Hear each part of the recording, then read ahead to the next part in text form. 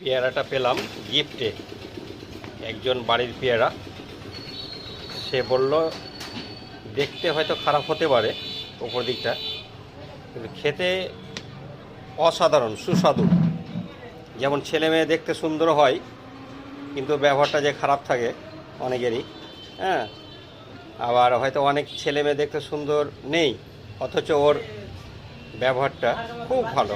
সেরকম এই ফলটা হয়তো দেখতে সেরকম ভালো নেই ওপর দিকটা, কিন্তু ভিতরটা খুব সুস্বাদু।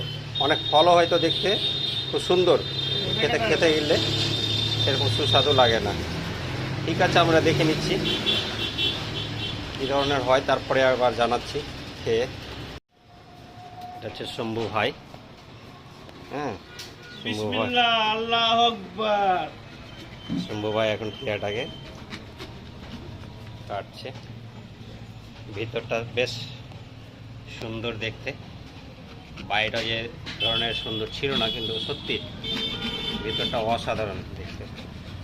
এবার আমরা খাবো, খেয়ে দেখবো পেয়ারাটা কী ধরনের সুস্বাদু আছে। শুনেছি খুব সুস্বাদু।